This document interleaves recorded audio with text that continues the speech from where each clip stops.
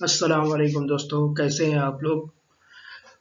मुताल्ला series NEET इम्तिहान की तैयारी में आज आपका इस्तकबाल है। मैं शेख जावेद अहमद इंशाल्लाह नीट की तैयारी में आप लोगों की मदद करूंगा। बच्चों, मैंने अभी तक जितने भी लेक्चर आप लोगों के साथ शेयर किए और जितने भी लेक्चर्स बनाए हैं वो सारे के सारे लेक्चर्स आप लोगों ने देखे होंगे, अच्छे से उसको समझने की कोशिश करे होंगे। और अब इससे आगे बढ़कर हम ये करने वाले हैं कि हम अब इनके ऊपर डाउट सेशन लेंगे, क्योंकि अब जो लेक्चर है हमारा ये इस चैप्टर का सेकंड लास्ट चैप्टर है। तो अब हम ये करेंगे कि इसके ऊपर जितने भी डाउट्स आपको जनरेट हुए आप लोग कोशिश करिए कि मुझको जीमेल पे ईमेल करिए, और नहीं तो आप लोग उर्दू नीट प्री चैनल है, ये टेलीग्राम के ऊपर एक चैनल है, आप वहाँ पर भी ज्वाइन कर सकते हैं। वहाँ ज्वाइन करके भी आप मुझको टेलीग्राम के थ्रू अपने मैसेजेस सेंड करते हैं। और अल्हम्दुलिल्लाह मेरे पास अभी बहुत सारे बच्चों के क्वेश्चन आ रहे हैं और टेलीग्राम के थ्रू मैं उनको उनकी सवालात के जवाब दे रहा हूँ। तो आप लोगों से भी गुजारिश है, आप लोगों से भी रिक्वेस्ट है, अगर आप लोगों के पास कोई डाउट है, आपके पास कोई क्वेश्चन है, तो आप लोग बिल्कुल टेलीग्राम पर मुझको फॉलो कर सकते हैं, टेलीग्राम पर मुझको क्वेश्चन पूछ सकते हैं, या फिर यूट्यूब चैनल के ऊपर भी जहाँ पर कमेंट बॉक्स है वहाँ पर उस यूट्यूब चैनल के कमेंट बॉक्स में भी आप अपने सवाल वहाँ पर टाइप कर सकते हैं, मैं वहाँ पर भी आप लोगों को जवाब दूंगा। आज हम तौलीदी निज़ाम में जो चैप्टर डिस्कस करने वाले हैं वो है अमल बारावरी और तनसीब, यानी फर्टिलाइजेशन का प्रोसेस और इम्प्लांटेशन का प्रोसेस। तो हम उसको समझने की कोशिश करते हैं।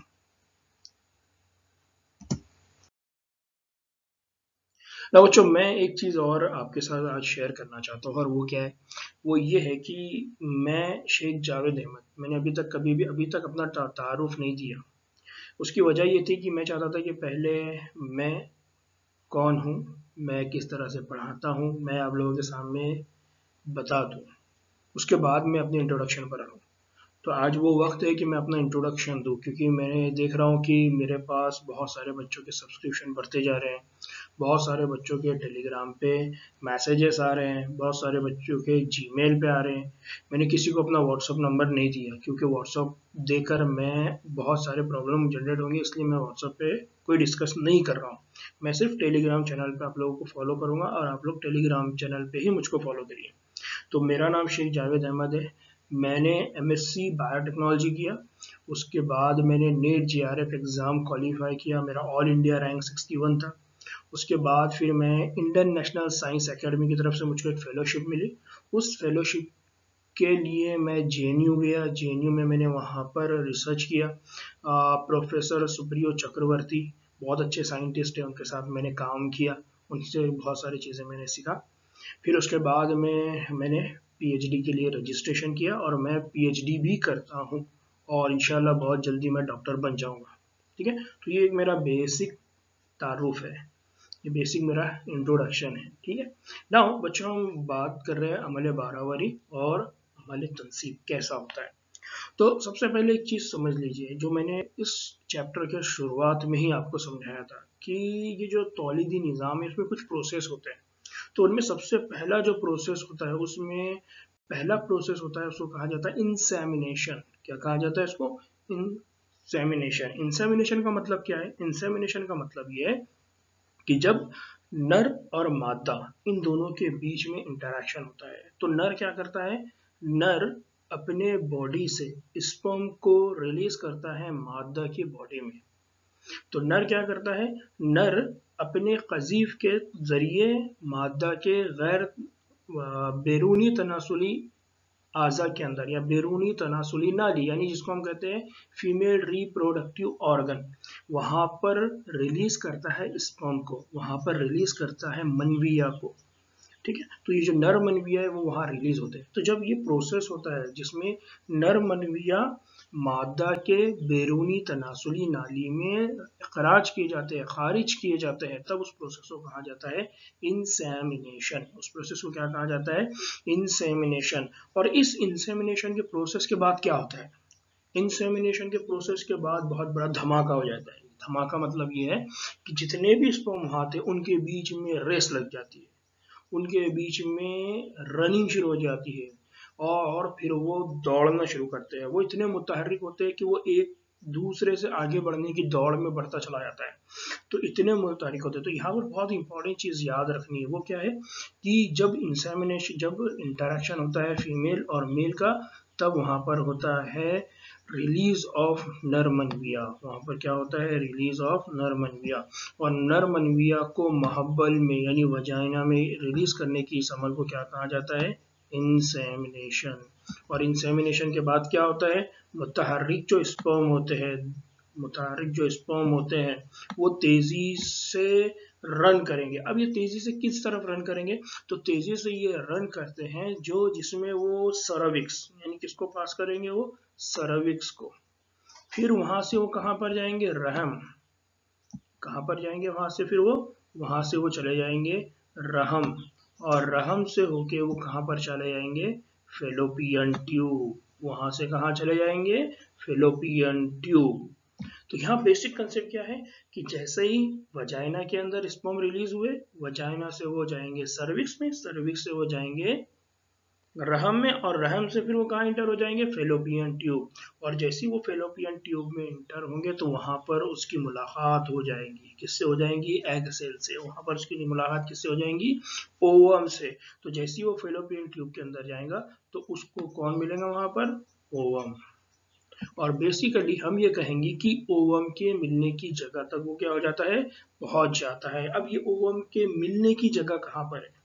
तो ओवम के मिलने की जगह है एम्प्यूलरी इस्मस जंक्शन। कौन सा जगह है? Ampullary isthmus junction. तो ये बहुत बेसिक पॉइंट है, इसको याद रखिए कि जैसे ही फर्टिलाइजेशन का प्रोसेस होता है, फर्टिलाइजेशन के प्रोसेस में स्पर्म वजाइना, वजाइना से सर्विक्स, सर्विक्स से रहम, रहम से फेलोपियन ट्यूब, फेलोपियन ट्यूब में भी वो कहां पर जाएगा? Ampullary isthmus junction. कहां पर जाएगा? Ampullary isthmus junction. जब ये एम्पिलरी इस्मस जंक्शन में जाता है तो फिर वहां पर क्या होता है? वहां होता है अमले बारावरी। वहां पर कौन सा प्रोसेस होता है? अमले बारावरी। वहां पर अमले बारावरी क्या हो जाती है? वाक़े हो जाती है या वाक़े होती है। तो अमले बारावरी का मतलब क्या है? अमले बारावरी मतलब फर्टिलाइजेशन। स्पर्म का एग के साथ मिलने के अमल को कहा जाता है अमले बारावरी। क्या कहा जाता है? अमले बारावरी। इसको कहा जाता है फर्टिलाइजेशन का प्रोसेस। तो बच्चों यहाँ पर आगे क्या होता है? अमल बारावरी जब हो जाती है तो क्या होता है? तो अमल बारावरी के वक्त क्या होता है? जब ओवम और स्पर्म ये दोनों एम्प्यूलरी और इस्मस जंक्शन पर साथ साथ मिलते हैं, मुंतकिल किए जाते हैं, तब उनके बीच में क्या होगा? इंटरेक्शन होगा। और ये इंटरेक्शन कहाँ पर होगा? तो एग्जाम में इस पे क्वेश्चन पूछा जाता है, इसलिए इसको याद रखिए कि ये जो इंटरेक्शन है ये कहाँ पर होता है? ये इंटरेक्शन होता है एम्प्यूला। कहाँ पर होता है ये इंटरेक्शन? एम्प्यूलरी पे होता है। कहाँ पर होता है? बहुत बेसिक कंसेप्ट है, कहाँ पर होता है? एम्प्यूलरी। तो बेसिक बारावरी का ये कंसेप्ट है, इसको समझ लीजिए। मैंने यहाँ डायग्राम ऐड किया है जिसके अंदर पूरा मूवमेंट बताया। देखिए एम्प्यूलरी, एम्प्यूलरी के बाद यहाँ पर कौन है? यहाँ पर एम्प्यूलरी के बाद है बेजा, बेजे के बाद यहाँ पर कौन है? स्पर्म। तो जब इनके बीच में मूवमेंट होता है तो इस मूवमेंट की वजह से हमको क्या देखने को मिलता है? एग और स्पर्म सेल का इंटरेक्शन। तो स्पर्म सेल यहाँ पर कहाँ से आएगा? स्पर्म सेल यहाँ पर आएगा सर्विक्स, सर्विक्स से आएगा रहम में, और रहम से कहाँ पर आ जाएगा? एम्प्यूलरी इस्मस जंक्शन, और उसके बाद कहाँ पर पहुंच जाएगा? एम्प्यूला में। तो यहाँ पर एग आएगा और यहाँ पर कौन आ जाएगा? Sperm cell. दोनों के बीच में यहाँ इंटरेक्शन होगा, और इस इंटरेक्शन के बाद होगा इम्प्लांटेशन। क्या होगा? इम्प्लांटेशन। नाउ बच्चों एक और बहुत इंपॉर्टेंट चीज जिसको याद रखना है वो क्या है?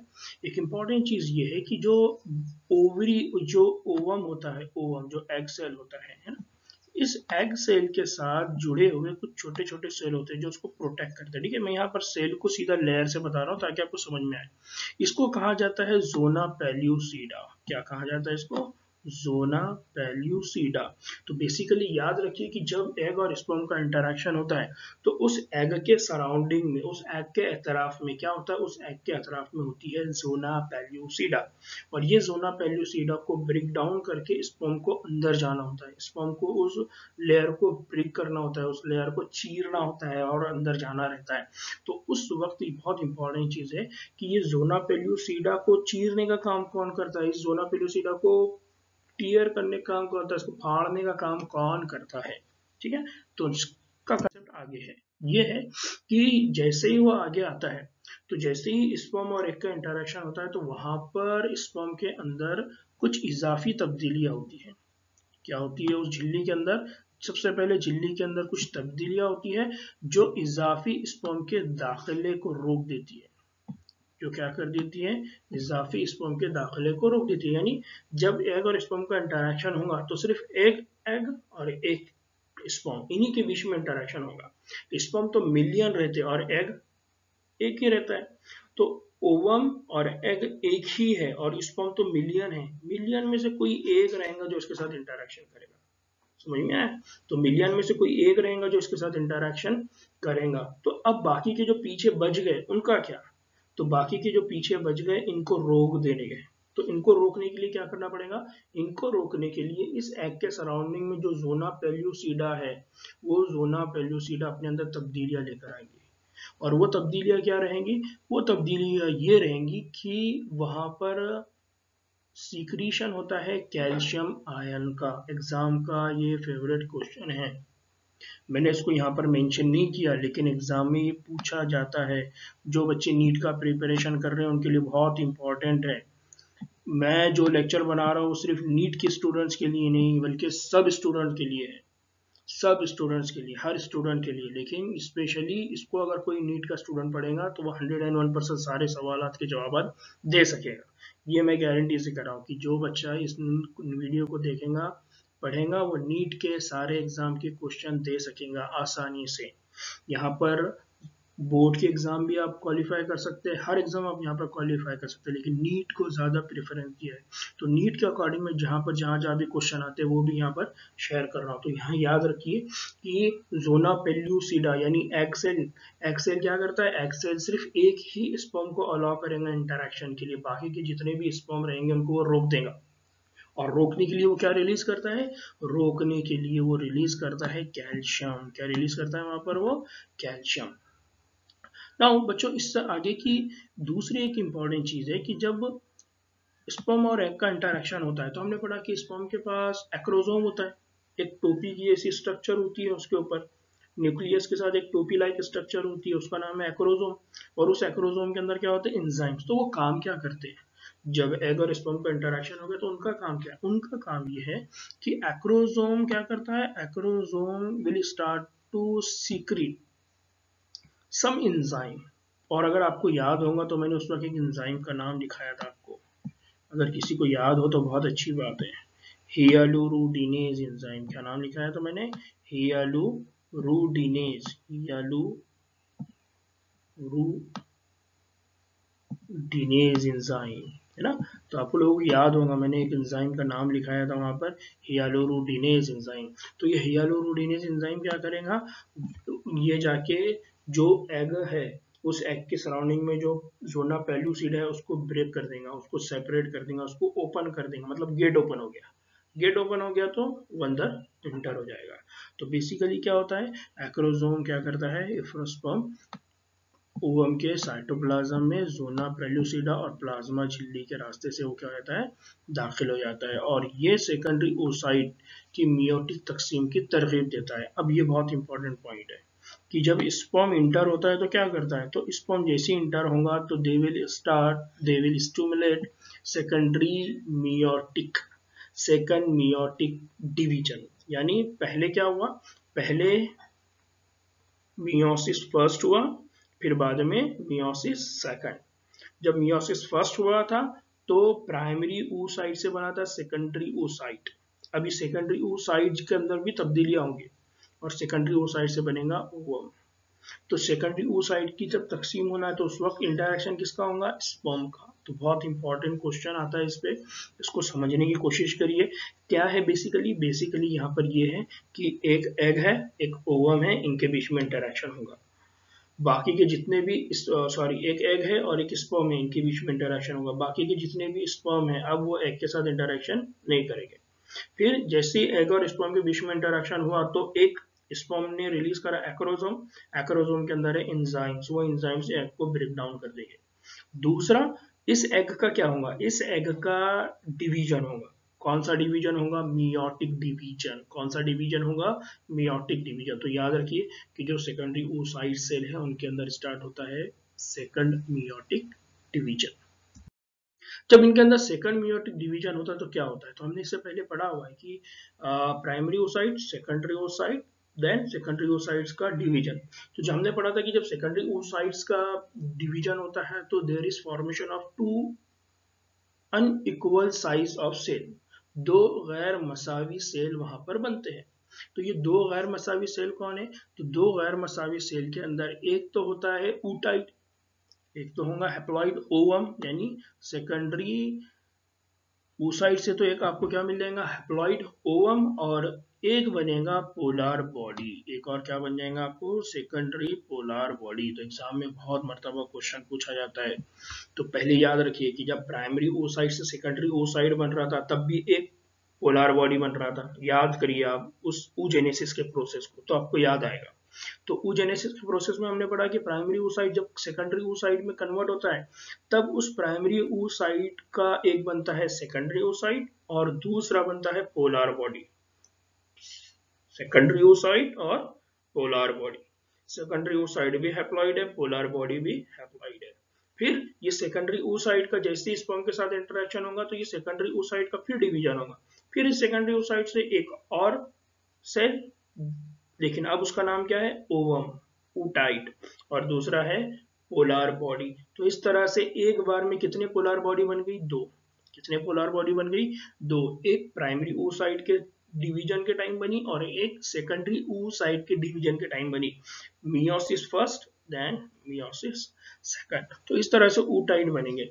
नाउ क्या होता है कि फिर ये क्या होता है, जल्दी स्पर्म की हैप्लॉइड न्यूक्लियस, जो स्पर्म की हैप्लॉइड न्यूक्लियस है, स्पर्म की जो हैप्लॉइड न्यूक्लियस है वो ओवम की हैप्लॉइड न्यूक्लियस, किसकी, ओवम की हैप्लॉइड न्यूक्लियस, वो दोनों भी एक दूसरे के साथ क्या हो जाते हैं, जम हो जाते हैं, एक दूसरे के साथ मिल जाते हैं और एक नया डिप्लॉइड जाइगोट बनाते हैं। क्या बनाते हैं, फिर वो एक डिप्लॉइड जाइगोट। तो बहुत इंपॉर्टेंट है कि एग स्पर्म ये दोनों का इंटरेक्शन हुआ, स्पर्म ने अपना न्यूक्लियस दे दिया, एग के पास अपना न्यूक्लियस है, दोनों न्यूक्लियस मिल गए।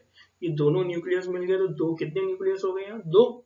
कंडीशन कैसी हो गई, 23 इसके पास थे, 23 इसके पास थे, अब 23 पेयर, 46 हो गए टोटल।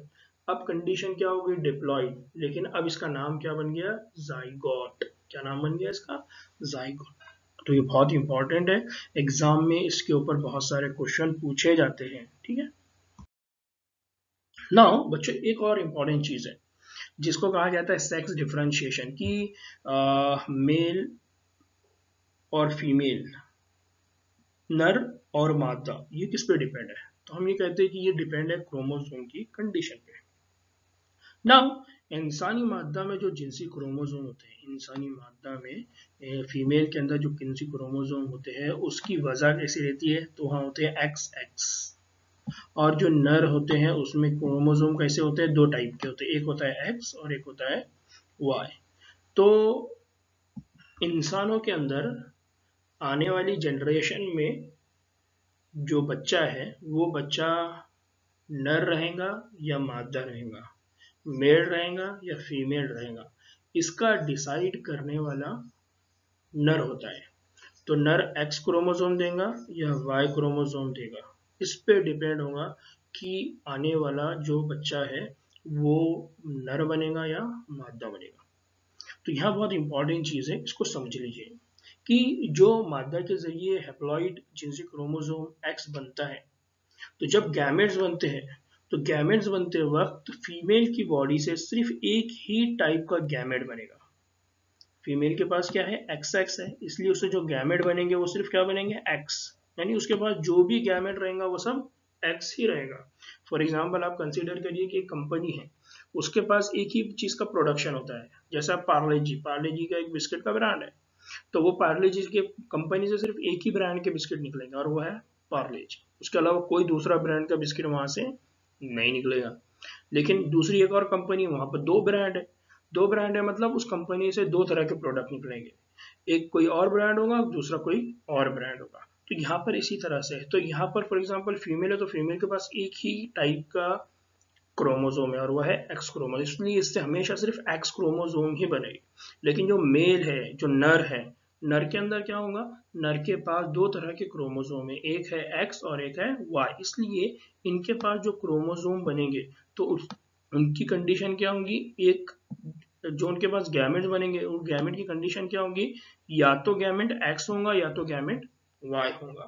तो यहाँ पर होता क्या है कि नर के अंदर 50%, 50% क्या होते हैं, ऐसे स्पर्म होते हैं जिनके अंदर क्रोमोसोम होता है एक्स, और जो मादा होती है, मादा के अंदर 50% ऐसे स्पर्म होते हैं जिनके अंदर क्रोमोसोम कौन से होते हैं, वाई क्रोमोसोम। तो जो मादा होंगी उसके पास सिर्फ एक ही टाइप के क्रोमोसोम है एक्स एक्स, इसलिए उससे जो ओवम बनेंगे, उससे जो गैमेट बनेंगे, उनके पास क्रोमोसोम की कंडीशन क्या होंगे, उनके पास क्रोमोसोम की कंडीशन होगी x x x x x.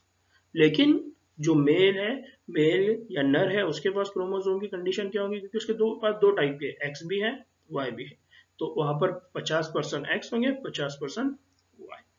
Now अब बहुत इंपॉर्टेंट चीज इसको समझ लीजिए, वो क्या है कि जब नर और मादा, जब नर और मादा इन दोनों के गैमेट्स मिलते हैं, यानी फर्टिलाइजेशन का अमल होता है, तो उस वक्त क्या होता है, उस वक्त ये होता है कि अगर जाइगोट में एक्स एक्स या एक्स वाई क्रोमोसोम होंगे, तो ये डिसाइड करेंगे कि आने वाला जो बच्चा रहेगा वो उसका सेक्स क्या रहेगा, उसकी जीन्स क्या रहेंगी, वो फीमेल रहेगा या मेल रहेगा।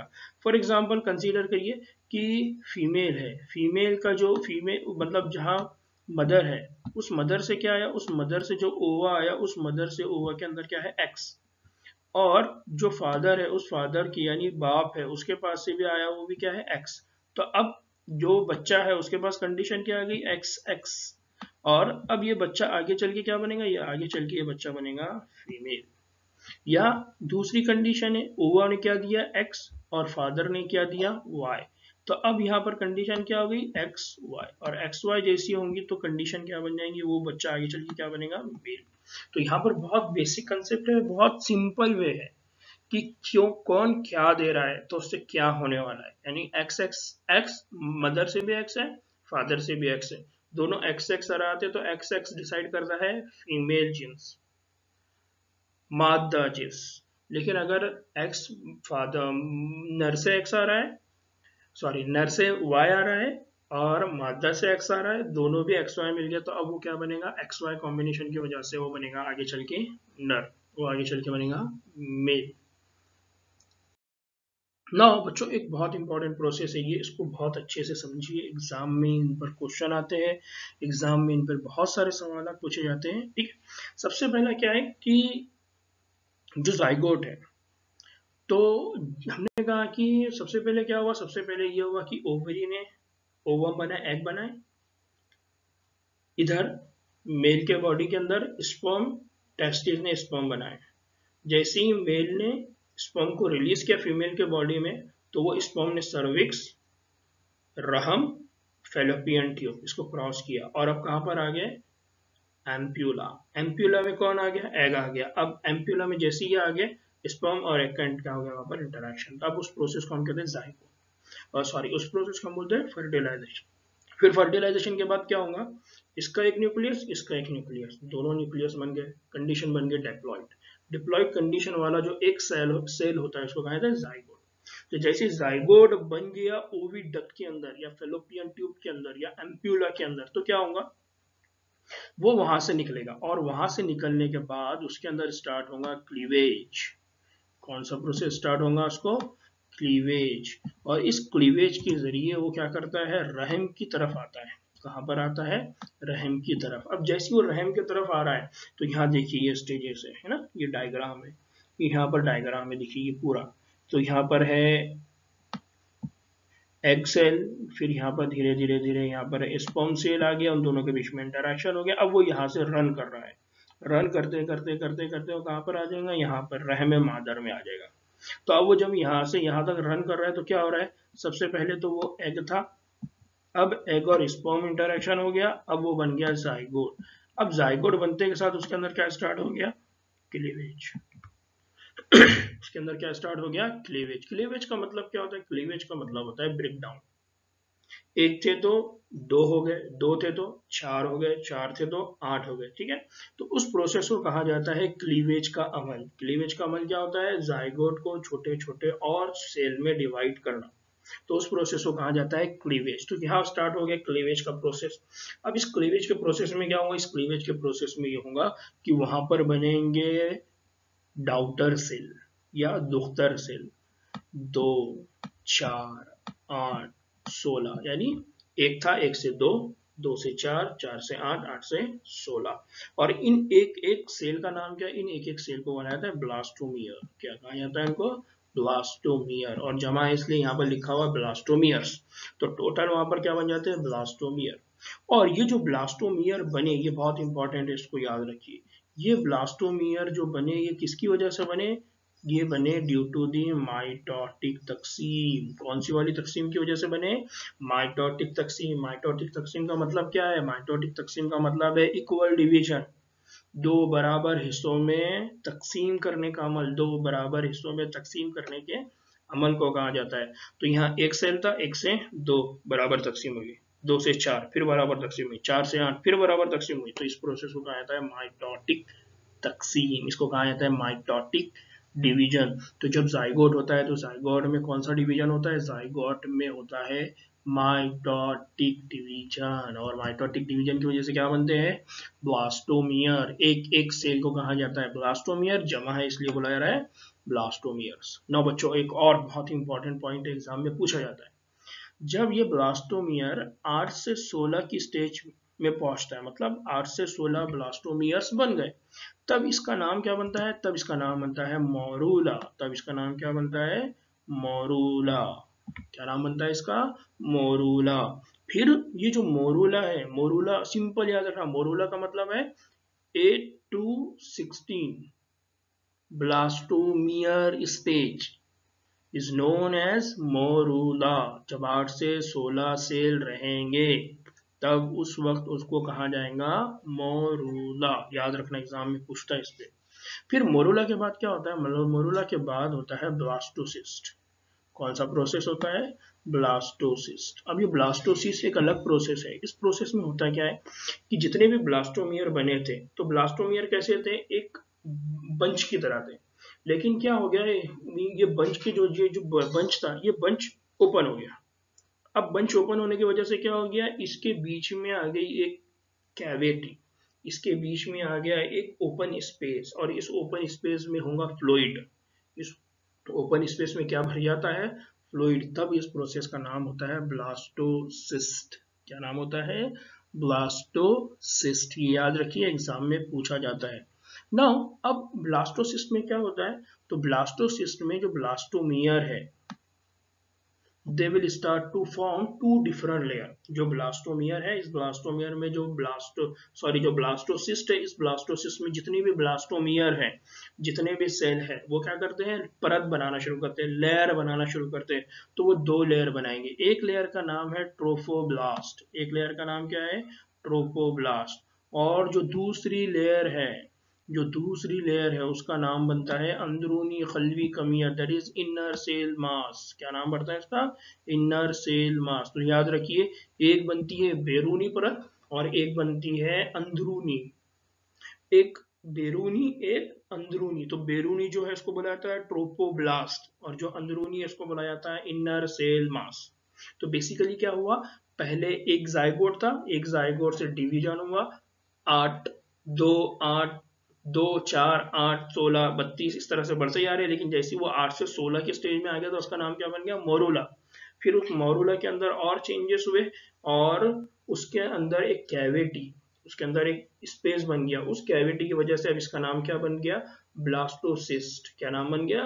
ब्लास्टोसिस्ट। अब इस ब्लास्टोसिस्ट के अंदर जितने भी सेल है उन्होंने एक दूसरे के ऊपर लेयर बना दिए। तो अब जो बाहर की लेयर है उसका नाम क्या है? ट्रोपोब्लास्ट। और अंदर क्या है? बंच ऑफ सेल है।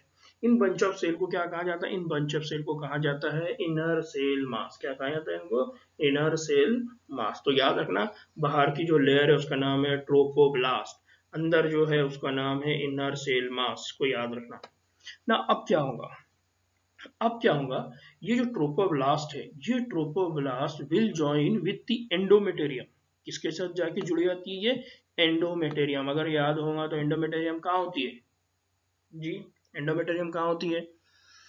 रहम में। कहाँ पर होती है? रहम में। आपको याद होगा तो मैंने बार बार बताया है कि 3 लेयर होती है रहम के अंदर, 3 परतें होती है रहम की वॉल में। एंडोमेटेरियम, मायोमेटेरियम और पेरीमेटेरियम। पेरीमेटेरियम सबकी बाहर की, मायोमेटेरियम मिडल की, एंडोमेटेरियम सबसे अंदर की। तो जो सबसे अंदर की लेयर है रहम मादर की, जिसको एंडोमेटेरियम बोलते हैं, वहां जाके कौन अटैच हो जाएगा? ये ब्लास्टोसिस्ट। कौन जाके अटैच हो जाएगा? ब्लास्टोसिस्ट। एंडोमेटेरियम की वॉल के साथ जाके अटैच हो जाएगा।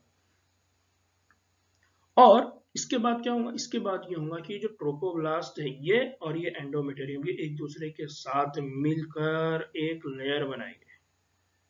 ये दोनों भी एक दूसरे के साथ मिलकर क्या बनाएंगे? एक कॉर्ड लाइक स्ट्रक्चर बनाएंगे। उसको कहा जाता है प्लासेंटा। क्या कहा जाता है इसको? प्लासेंटा। तो यहाँ पर एक चीज और इम्पोर्टेंट याद रखना है, यहाँ पर इन्होंने यहाँ पर मेंशन नहीं किया, लेकिन फिर भी, कि जब ये एंडोमेटेरियम के साथ जाकर ट्रोपोब्लास्ट बाइंड होती है तो खलवी कमियत की तफरीक बतेरे एम्ब्रियो हो जाती है। मतलब यहाँ क्या होगा? यहाँ बनेगा एम्ब्रियो। यहाँ क्या बनेगा? एम्ब्रियो। यहाँ क्या बनेगा? Embryo. Now what is mean by embryo?